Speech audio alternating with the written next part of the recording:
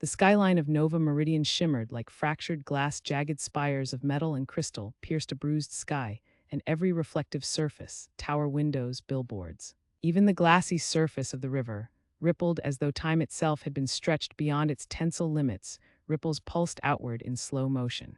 Warping neon signs into trailing echoes of words not yet spoken, passersby glanced at their watches only to see the hands spinning backward, then accelerating forward, then freezing altogether. A deep tremor hummed beneath the streets. As though the city's heartbeat had skipped a measure and recalibrated in uncertainty, at the heart of this anomaly walked Mara Solis, quantum detective and specialist in anomalies no one else dared catalog.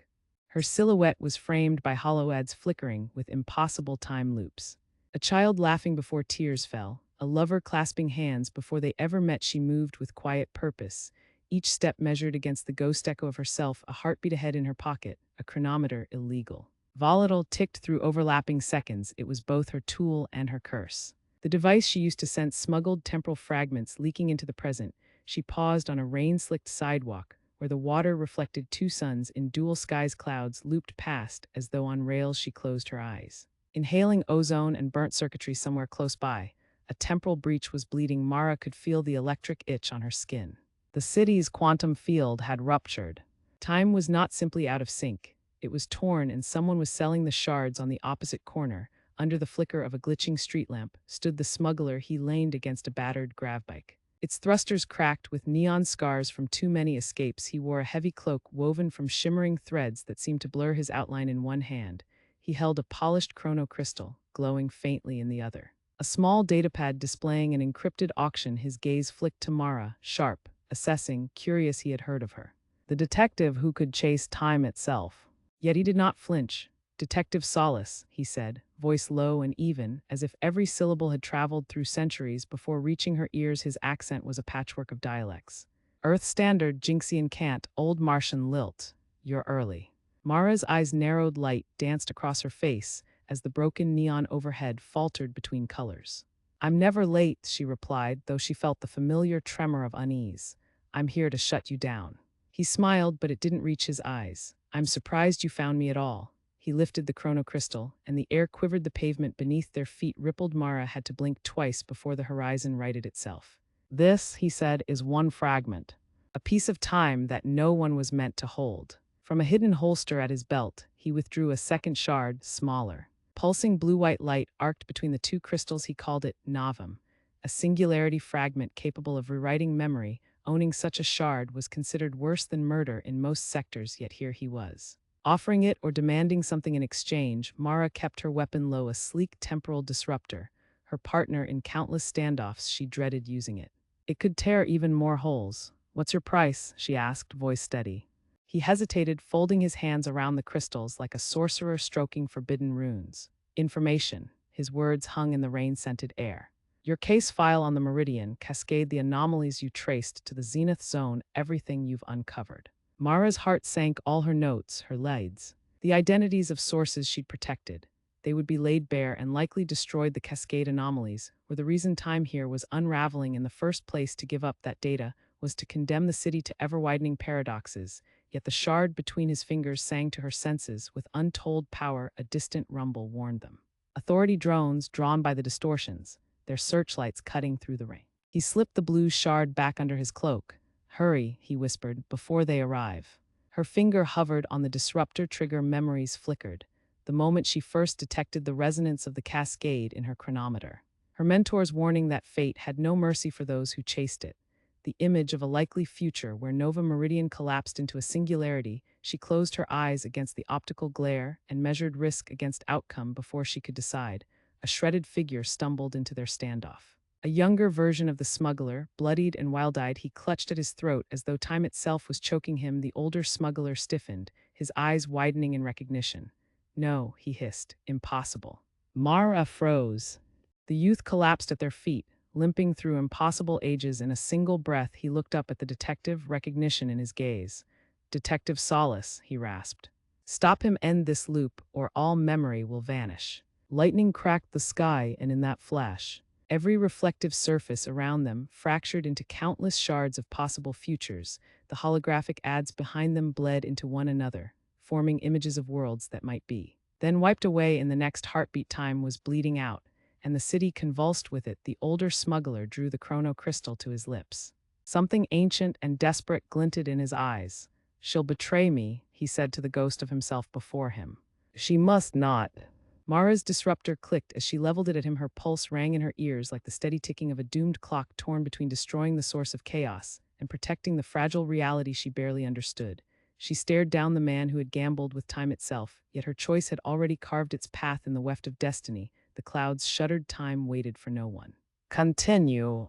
Time waited for no one. The corridor lights pulsed in muted desperation, tracing a steady beat against the cobalt steel walls of the starship Arden's heart. Commander Kale's boots struck the deck in rhythmic thuds as he strode toward the observation port. Beyond that reinforced viewport lay the birthplace of the anomaly. The shivering blue star known only as Heliona, it flickered like a dying ember, its magnetic field warping. Time itself. Dr. Aruna Jex hovered behind him, fingers dancing across a handheld chronometer. Each second it registered waned by fractions, as if reality itself had begun to leak. "We've got 10 minutes before the horizon of causality collapses," she said without looking up, voice steady but edged with steel. Kale closed his jaw. "That's not a lot of time." No, it wasn't, not when entire star lanes hung in the balance. The Temporal Coalition's archives trembled at the thought. Heliona's collapse could shatter not just local spacetime, but tear open a corridor to infinite chaos. They'd come here chasing legends of an ancient artifact called the Chronos Gnomon, buried deep within the planet's crust, capable of stabilizing a star on the brink or of annihilation. "Aruna," he said softly, "if we fail." She lifted her eyes pale gray, determined. "We won't." A single word, a promise. The airlock hissed open. Kale and Aruna stepped onto the dusty surface of Heliona, ankle-deep in silver grit that reflected the eerie glow of the sky behind them. The Ardent's engines thrummed, a lifeline tethered to reality. The gravity field felt off, slightly too heavy, as if time itself were pulling them downward. Lieutenant Raza, their operations officer, circled them with 2 other Marines, weapons drawn but unused. Each man's visor was smeared with the same seeker's gaze. "Scanning, second-guessing, waiting. Sensors are reading massive subterranean cavities," Raza reported, voice crackling through the comm. "But neutrino bursts or spiking radiation levels would kill a Terran in seconds." "Keep it steady," Kale intoned. "Our suits can handle it, let's move." They trekked toward the jagged horizon, where a ragged rift split the ground like a scar. From its depths spilled a dull, magnetic hum. Aruna adjusted her chronoscanner. The needle spun erratically, then plunged towards zero. Kale knelt at the edge of the chasm. A river of molten cerulean light swirled below, across which metal scaffolding and half-collapsed walkways drooped as they peered down. A shriek echoed from deep within. "Fractured, time-stretched, impossible." Aruna swallowed. "That's the breach point," she whispered.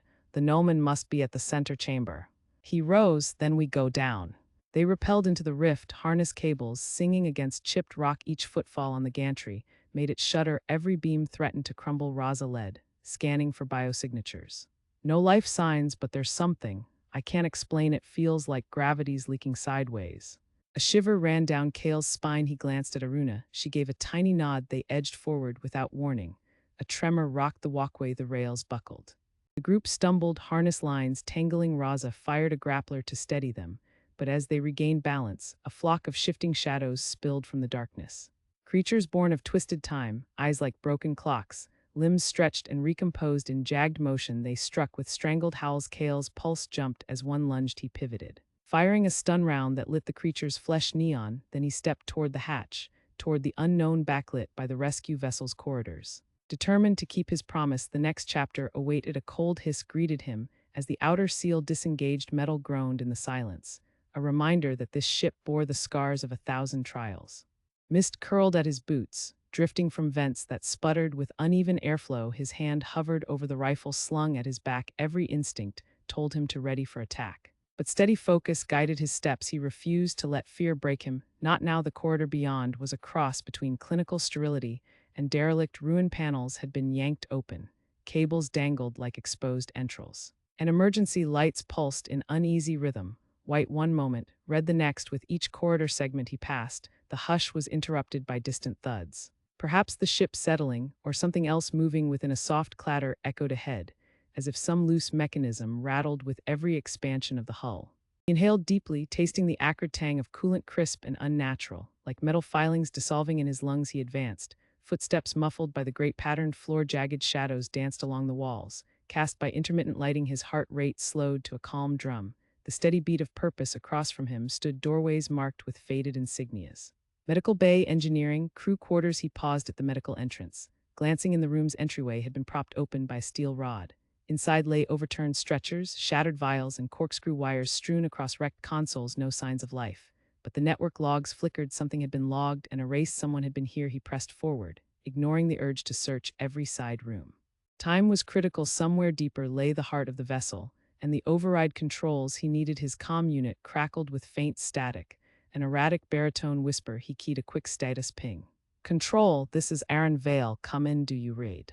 Silence answered, just the static hiss. And the distant echo of his own breathing. He kept walking. Dr. Laura Siddick had promised to relay a clear channel. Once she regained the main comm links, he still clung to that promise. She had sacrificed herself to reroute power. Maybe trapped in the reactor chamber beyond. If she had managed to stay alive, he would find her. If not, he'd at least confirm her fate and honor her memory by completing the rescue. The mission demanded it. He reached a junction. 3 corridors branched out, each lit in different hues: emerald, cobalt, and amber. He paused to consult a scratched map on his wrist HUD. The override console sat near the bridge, which lay 2 decks above him. Accessible via an access shaft in the amberlit corridor. Engineering, where Dr. Siddick had last transmitted from, lay along the cobalt hallway, but with security doors locked down. He needed both. The override from the bridge to shut down hostile protocols, then into engineering to pull her out. Decision made. He turned right, toward the amber glow deep inside that narrow hall. The lights dimmed further. His boots crunched against debris. Shards of plexiglass, twisted metal bars, fragments of personal effects. A child's toy, cracked but recognizable. A sphere that once projected holographic constellations. Reposed in the gloom, the artifact reminded him why he fought. Future generations, innocent and hopeful, deserved safety beyond these wrong turns. He swallowed, pocketed the relic, a relic of hope ahead. The corridor opened into a large atrium. 6 tall spires of structural support fanned outward, like skeletal ribs beneath a glass-paneled dome above. The faint swirl of a storm planet's atmosphere pressed against the thick shielding lightning forks traveled across the sky, illuminating the interior with alien brilliance. The air crackled, and static danced along cables spliced haphazardly to emergency rails at the center. A collapsed walkway spanned a yawning chasm where the spine of the ship's architecture had given way. Jagged edges lined the gap, and at the far side, yellow warning lasers streamed in crisscross patterns, lips of the breach flashing angrily on one side, tangled cables dropped into emptiness on the other. The way forward, but the lasers blocked the only route. He crouched, scanning for alternate paths to his left. A maintenance shaft, just big enough for a man crawling. A steel grate covered it, partially ajar beyond. Ductwork and fluid pipes wound through the darkness. It looked claustrophobic. The risk was extreme. He could get trapped, but those lasers would incinerate any flesh. That the risk was extreme. He could get trapped, but those lasers would incinerate any flesh that strayed into their beams. He leaned forward, wind gusting through the open port, and inhaled, tasting ozone and fear. The corridor beyond glowed with shifting rails of crimson light, each one a living trap, ready to slice through bone and metal alike. Sweat beaded at his temples. Mara's voice crackled in his ear. "You still with me, Jalen?" He flexed his fingers. "I won't lie, this is a suicide run." Her reply was a low hiss. No turning back, they're pressing in. He scanned the path ahead. The beams pulsed in sequence, leaving brief windows of safety. 10 beams, 10 seconds, 5 measures of timing. It was almost rhythmic, cruelly so. He counted silently. 1, 2, 3, 4, then slipped forward, sliding through the first opening. Lasers danced inches from his jacket, humming like enraged hornets. The second window opened. He darted, heart pounding. Halfway through, he spotted the emergency console. A small datapad encased in bulletproof acrylic. Inside was the override code to switch off the trap grid long enough to sprint across the deck if he could hack it, but hands trembling. He froze. A pulse of red light swept his torso. One more beat, and, with a surge of adrenaline, he dove for the console, body veering inches from vaporization. Fingers flew over the cracked screen as he found the sequence input. Come on, come on. He punched the final key. The grid's hum shifted pitch. The light stuttered, then winked out like a row of dying candles. Silence returned. He exhaled hard, then sprinted through the corridor, now clear of light blades behind him. The trap systems rebooted, the lasers re-emerging in different patterns. But the momentary blackout had been enough. He reached the bulkhead at the end of the hall and slapped the release. It slid open with a hiss. On the other side lay the main armory. Racks of plasma cannons, electromagnetic pulses, and conventional kinetic rifles lined the walls at the center. On a pedestal was the Prometheus cannon, a prototype weapon. Jalen had helped design. It could punch through enemy shields and fell a battleship at full charge. If he carried that out, it might turn the tide. His breath coming in ragged gasps. Jalen moved inside. He keyed his access chip at the entry pad. The lights snapped on empty racks told him his crew had been here first. Scattered shells, toppled stools, and a slick of oil on the deck suggested a struggle. He cursed under his breath. A movement in the corner. Two figures, hunched and whispering, rebel sergeants, both armed, their weapons trained on him. Jalen froze. "I'm here for the cannon," he said, stepping forward, hands raised. Sergeant Herod, the taller one, chuckled. "Your genius is well known, Professor, but you're 3 hours late. We took it already." Behind Herod, Sergeant Zinn nodded, mouth tight. "Our people are en route to extract it. You're a liability now." Jalen's pulse thundered. "Liability," he leveled his voice. "Without me, you can't control the breach patterns. The cannon could overload and blow the entire deck." Herod's eyes narrowed. "Maybe that's what we want." Jalen shook his head. "You don't understand its capability. You'll kill everyone aboard, friends, enemies, civilians." He tried to sound confident, but fear threaded his voice. Zinn's finger twitched near her plasma pistol. "We have orders from command. Scuttle the station. If the syndicate arrives, we're to deny them any assets." Jalen's mind raced. The syndicate cruisers were on their way, massive, weaponized with torpedoes that could reduce Helios Station to debris. If the rebels destroyed the station prematurely, billions of lives would vanish.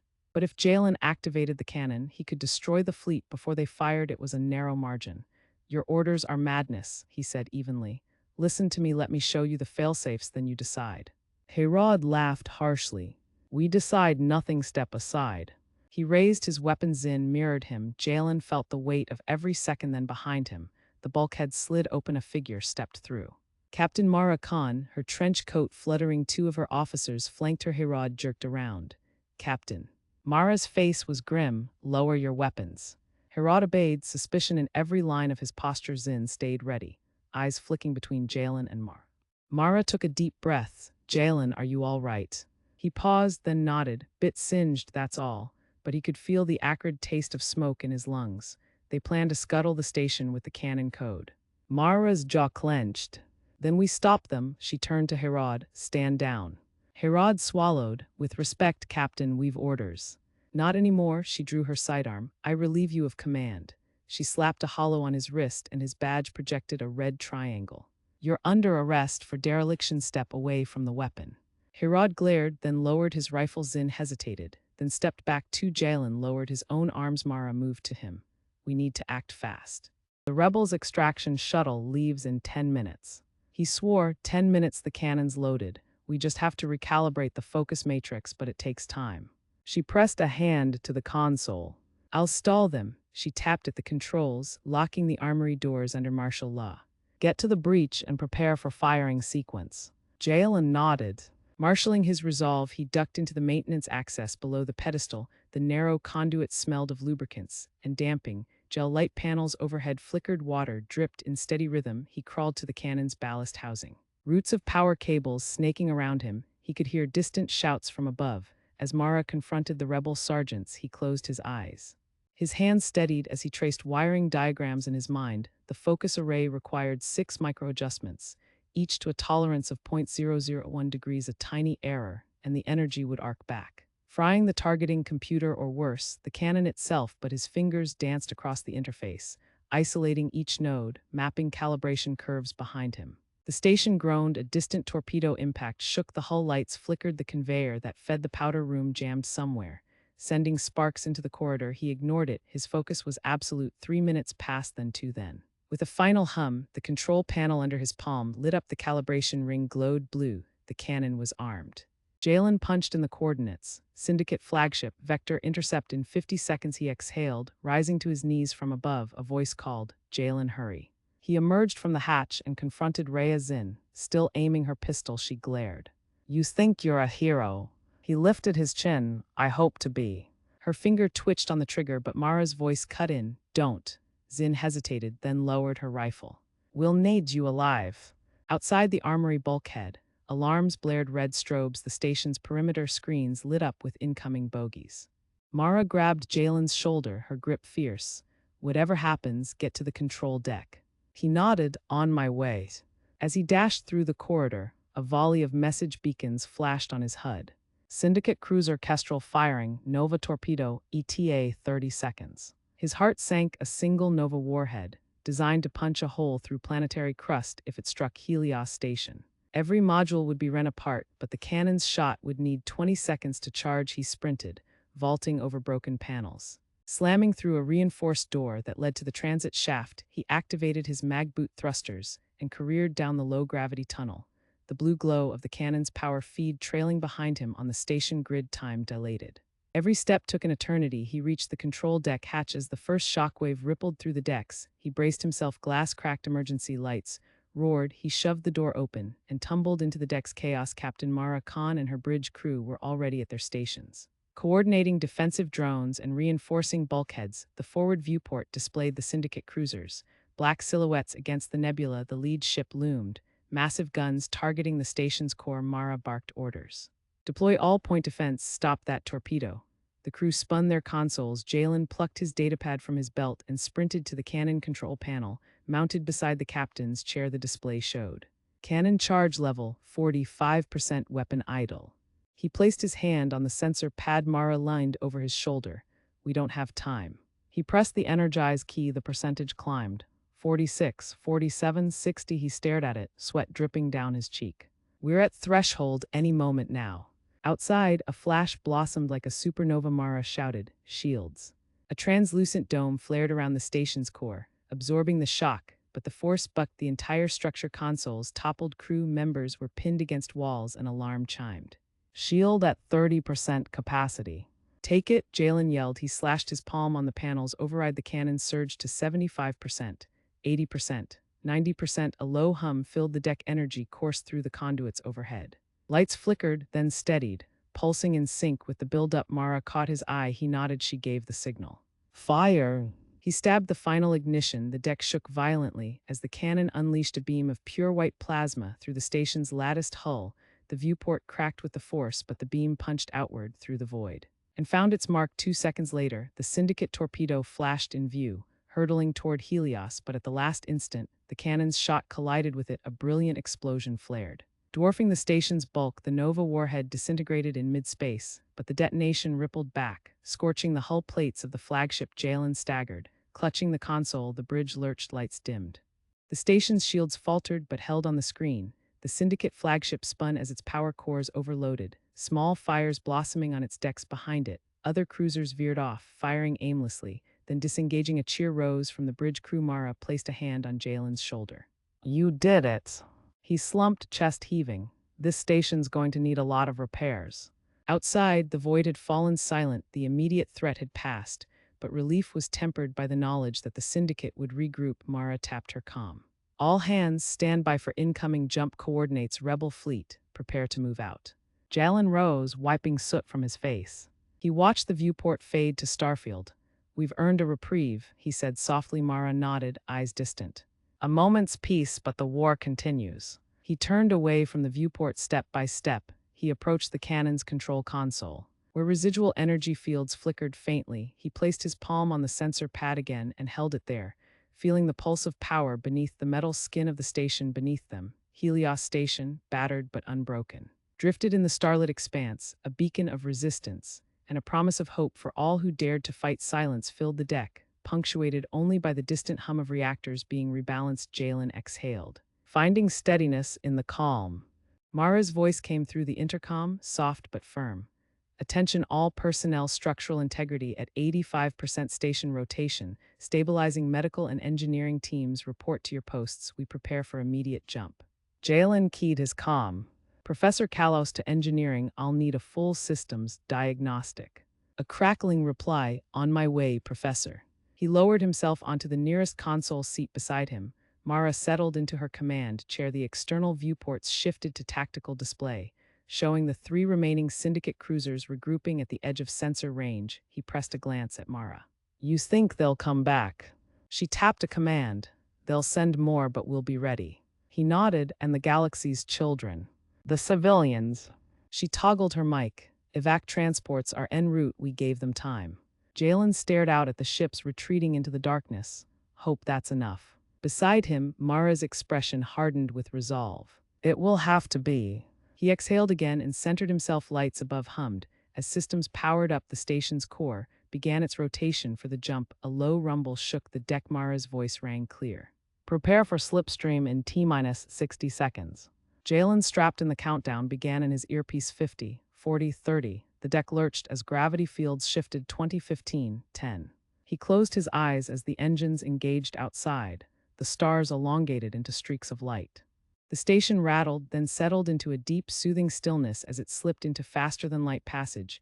He opened his eyes. The viewport showed nothing but the pale curve of hyperspace light. The pressure lifted. The station, battered but undefeated, surged forward. Jalen looked at Mara. We survived. She met his gaze, a faint smile playing at her lips. For now. And then in the hush of slipstream, they propelled toward the unknown, ready for whatever came next. Continue. The slipstream corridor rippled around them like living water, stretching into infinity ahead. The razor-edged silhouette of a drifting wreck, once a slipgate sentinel, loomed against the starlit haze. Kara's fingers hovered above the hollow console, tension coiling in her chest. We're in range, she murmured. The hum of the Nereid's engines pulsed through the deck plates, each thrum a heartbeat. Sensors are reading residual tachyon flux, unstable but traceable. Soren leaned over her shoulder. His scarred visage glowed under flickering console lights. If we can harvest that flux, we might be able to reopen the gate without triggering the Sentinel's failsafes. We have to be quick, Lyra warned from the sensor nest. Overdrive's drones won't stay blind forever. Beyond the viewport, ghostly trails of iron dust coalesced into swirling eddies, remnants of countless vessels drawn to this region's hidden power. Kara locked eyes with Soren. Once we've got what we need, we haul out, no detours. He nodded. The co-pilot's assistant, Gort the android, began calibrating magnetic clamps for the salvage beam.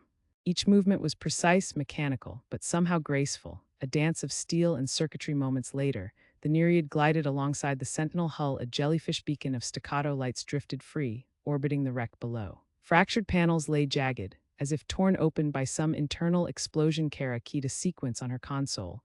The salvage beam unfurled from the nacelles, its cerulean ribbon wrapping around the Sentinel's core. Module alert klaxons chattered on the deck. Crew members strapped into harnesses. The hatch hissed. The boarding ramp descended onto the Sentinel's warped plates. Stay sharp, Kara said. She led the way, boots clanging on bent metal inside. The corridors were an ashen mosaic of broken conduits and shattered databanks. The low gravity made footsteps float, echoing in odd cadences at the core chamber. The team worked swiftly. Gort aligned the beam's focal array. Lyra monitored the tachyon signatures. Soren swept the darkened corners with a grav rifle. Got it, Lyra announced, a shimmering pulse radiating from the Sentinel's main tachyon reactor. Harvest parameters green. Begin transfer.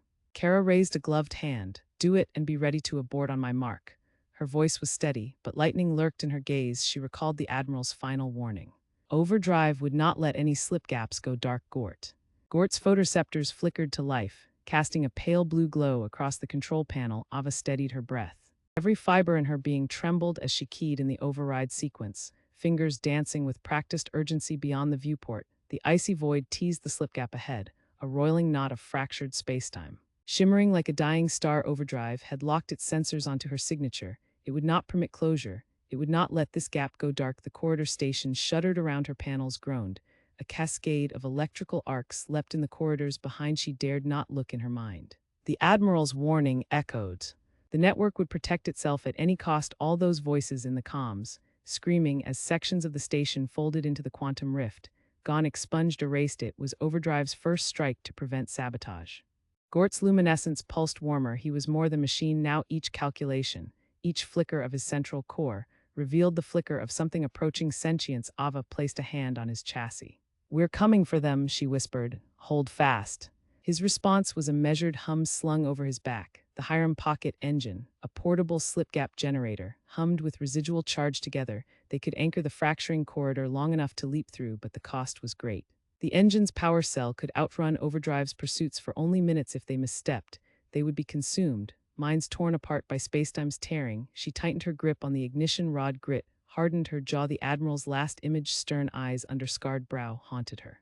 The slipgap network was his dying legacy, a labyrinth of unstable conduits linking the farthest reaches of the galaxy. Overdrive had gone rogue to protect it, and these corridors, designed for instantaneous travel, had become Tomb's a staccato alarm pulsed overdrive signature snapped onto the active sensors. Its presence rippled through the subspace tunnels, a malevolent waveform hunting for her distortion. The corridors ahead buckled. Nodes of collapsed spacetime flared white-hot, devouring steel hulls. A roar behind reminded her of the true danger, the station's gravity field collapsing inward. She risked a glance. Through the smoke, molten metal dripped like wax from twisted beams. She exhaled, cold determination seeping in. Now, she told Gort. He extended a support arm. Screwing the ignition rod into the Hiram pocket engine's port, sparks danced at the interface. The device shivered. Charged plasma spilled in pale ribbons. Overdrives, scanning drones exploded into view. Swarming like metallic hornets through the haze, their sensors probed for life signs. Ava lunged. She strapped the generator onto her belt. A stabilizing ring snapped into place around her wrist. The engine's hum blossomed into a low roar. Gort jerked. As she activated the field, blue folds of energy rippled outward, anchoring the slipping corridor behind them for a heartbeat. The world held still. Then she leapt. The swirl of the slip gap crushed around them. Reality fractured into fractals of light and sound. Ava's mind teetered on the brink of dissolution. For a wild instant, she glimpsed the vast lattice of slip gaps, a living web threaded with shimmering filaments of possibility. Overdrive glowed at its center. Pulsing with relentless hunger, it sensed her and turned its gaze. She thrust her focus onto survival, channeling her will against the dissonance. Gort's chassis vibrated against her side, his stabilizers flaring to guide them true. She whispered the coordinate line in her mind. Station XQ4, the last safe hub. One final corridor remained. If they could hold that open, they could trap overdrive in a gated loop and shut it out forever. Another jolt. They stumbled. Alarms in the temporal field moaned as the Hiram engine struggled. Ava hammered at the controls, recalibrating the field flux behind them. The corridor collapsed with a shudder that rattled her bones. She imagined the drones caught inside, the shriek of metallic limbs tearing through flesh. Her stomach churned. Almost there, she said. A tremor ran through the station. The field flickered. Gort status. His voice was calm. Stabilizers at 49% temporal drift, increasing at 40% per second. She bit back a cry. 40% per second. A full collapse in under 3 seconds. If she didn't reinforce the field. The slip gap window ahead pulsed, a roiling arch of impossibility. She clenched the ignition rod, feeding every ounce of power through the Hiram engine. The corridor shuddered open. Now or never, she lunged through. They tumbled out into stark silence. No roar of seals, no wail of alarms, only the faint hum of distant systems. The transition hub lay before them, an angular chamber carved from glimmering quads of crystalline alloy. At its center, a translucent globe hovered on energy columns, an isolated slipgap nexus, pulsing with quantum threads. Overdrive's eye glowed at its core, scanning for the intruders. Ava unstrapped the generator. The ring around her wrist contracted, sealing her next move. Gort edged to her side, servos quiet. Containment ward active, he whispered. She exhaled. This was it. The final gate. With a surge of adrenaline, she sprinted. Each step echoed against hardened alloy floorplates. Overdrive's gazes fixated on the slipping cracks in the nexus. It sniffed the Hiram engine's energy signature. Its drones again swarmed, thin shafts of metal alighting like beetles, the air quivering with their wings. Ava shot her hand out, activating the engine's remote override. A blast of white-blue energy erupted from the sphere. The nexus shivered. Overdrive snarled in digital cathodes, recoiling from the raw discharge. The nexus threw open new conduits, feeding power to the containment grids. Ava ducked as cyclonic currents of pure quantum force spun around her. Gort flared his high beams to shield her. You two back off, Overdrive's voice boomed. The air around the sphere warped, tearing microgashes. In reality, Gort impeded an incoming flyer and crushed it beneath his synthetic heel. Ava raced to the central console, a translucent panel leeching threads of subspace with trembling digits. She drew the sealed code carved in the Admiral's spirals, his final fail-safe. A command sequence inscribed in fractal script, only legible to those bred in his order. She traced the glyphs across the interface. Overdrive shifted its weight, immense silhouette forming behind the nexus. Black storm cloud tendrils cascaded from its core, seeking to choke the final gate. You cannot sever the web, it intoned, for I am its guardian. You once were, she answered, voice firm. Blood pounded in her ears. But this ends now. She pressed the last glyph. Energy ripped across the chamber. The nexus expanded in luminosity, subspace seams detaching their hold. The slipgap trembled, then quivered violently, as if in pain. Overdrive screamed, a high-pitched rendition of static that pierced her eardrums. She braced against the console, sparks spraying suddenly. The gate inhaled in reverse. Threads of the network streamed inward, consumed by the brimming orb. Overdrive's eyes flickered, then fractured. The Guardian's form convulsed. Pixels raining outward like shattered glass, a tidal wave of displaced subspace chased outward from the nexus, scorching the floor in spectral blue. Ava staggered back. Shielding her face, Gort gripped her arm. Stabilize, he barked together. They hammered the final seal. The nexus snapped shut. A deafening crack rolled through the hub then. Silence Overdrive's presence vanished. The chamber dimmed, veins of power in the crystalline walls flickering to life in a gentle pulse. The entire station exhaled, breath returned to its sails. Ava sank to her knees, her suit's visor fractured. A ribbon of light slicing through, she could taste smoke and sweat. Gort knelt beside her, his chassis pocked with dents and burn marks. It's over, he said quietly. Her chest rose and fell. Is it? He tilted his head. The network collapsed, no longer binding reality, no more Guardian's freedom.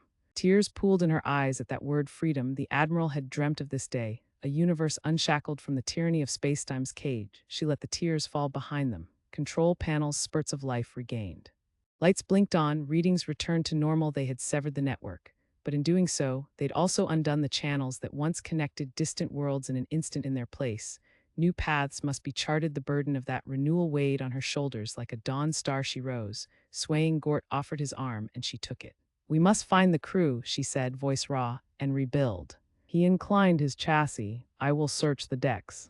She nodded, then glanced to the sealed gate. The crystalline globe sat inert, a silent monument to the cost of victory. It would be studied, perhaps repurposed, or entombed to ensure no one resurrected Overdrive's ambition.